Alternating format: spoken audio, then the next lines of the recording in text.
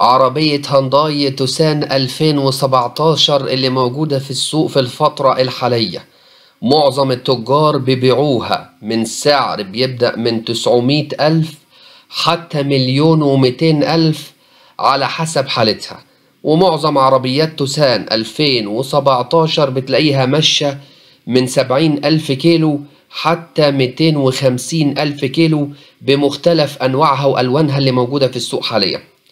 سعر العربية الجديد اللي المفروض بيتراوح في السوق في الفترة الحالية ما بين رقمين اتنين، تقريبا بيتراوح ما بين 1,660,000 حتى 2,250,000 بمختلف طرازاتها السبعة اللي موجودين في مصر. هل فعليا سعرها هينزل؟ الناس بتسأل. أفضل وقت تقدر تشتري في السيارات لسه هيجي كمان 3-4 شهور. ليه؟ طب ما العربيات نزلت. لو انت ملاحظ هتلاقي فعليا ان العربيات الزيرو موديل السنة هي اللي نزلت، اللي نزل 200,000 واللي 300,000 واللي نزل 70,000 واللي نزل 100,000، لدرجة الناس استغربت. يعني فعليا هل التجار كانوا بيكسبوا المكاسب ديت كلها؟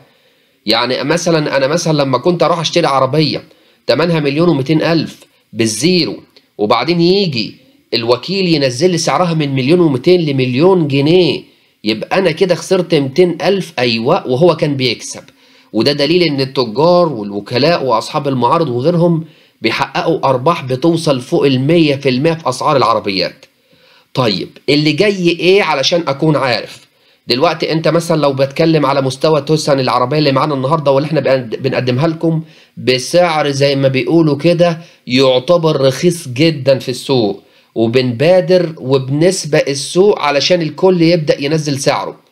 عربية توسان النهاردة معانا 2017 ماشية 140,000 كيلو زي ما بيقولوا كده، فابريكا بالكامل، رخصة سنة كاملة بانوراما وطارة ملطي ومثبت سرعة وفرش جلد.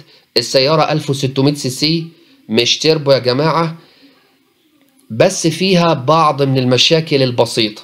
يعني واخدة خبطة في الشنطة اللي ورا وتم ردها على البارد زي ما بيقولوا، وفيها بعض من الخرابيش الجانبية اللي انت ممكن تعمل لها رشة نظيفة تظبط فيها، وفيها خبطة اكسدام. هي ديت بس مشاكلها البسيطة. بتتباع النهاردة عندنا بسعر 610,000 جنيه، وده طبعا السعر النهائي.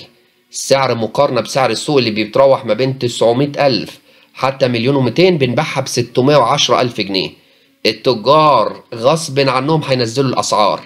الحكومة شغالة والبنك المركزي المصري بكل ما أوتوا من قوة علشان ينزلوا لك سعر الدولار اللي هو أصلا بنستخدمه في الاستيراد.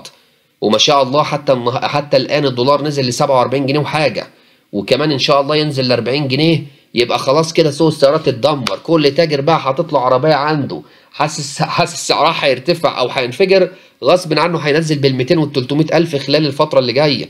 الحكومة عاملة خطة حلوة جدا، أجبرت الجديد إنه ينزل سعره، وبالفعل نزل سعره. وبرضه المستعمل هينزل غصب عنه لأن محدش هيشتريه بالسعر ده، وكمان سعر الدولار في النازل، فالزيرو هينزل تاني. فأنت لو بتسألني أشتري وأنا مش هقول لك لا، أصبر شوية. طبعا يا جماعة عربيتنا النهاردة زي ما بيقولوا كده التوسان والتوسان 2017 كاملة. احنا قلنا لكم عددها يعتبر كويس جدا بالنسبة ل 2017، لأن انت لو تحسبها هتلاقي في 8 سنين عدوا فيها بقى مرايات كهرباء ومدخل AUX وUSB وبلوتوث ونظام الفرامل المانع للانغلاق ABS ونظام توزيع قوة الفرامل EBD، ويعني الحاجات كلها اللي موجودة في عربيات توسان أكيد حضراتكم عارفينها. طبعا احنا بنبادر وبننزل السعر علشان بقى يبدأ التجار يتحركوا وينزلوا اسعارهم اللي هم متماسكين فيها مش عارف على ايه. طب ما انت ما بتباعش، حاطط العربية جنبك تتهوي يعني زي ما بيقولوا كده، وعايز تاخد ال100%. يا عم نزل. اذا كان الزيرو نزل 200,000 و300,000، انت مش هتنزل ال 200,000 زيه، ده انت مستعمل يعني زي ما بيقولوا كده. على العموم الفترة اللي جاية هتبين لكم اللي هيحصل في السوق، وهتشوفوا أسعار في الحضيض وبتنزل. بادروا بالموضوع يا جماعة، ومحدش يروح يشتري عربيات غالية دلوقتي علشان ما يرجعش يندم. العربية اللي تمنها في المستعمل 500,000 ما تسواش 300,000، و300,000 ده زيادة عليها، وهتشوفوا ده قدام عينيكم. بس اصبروا. على العموم تابعونا علشان نشوف معاكم المزيد. دمتم في رعاية الله، والسلام عليكم ورحمة الله وبركاته.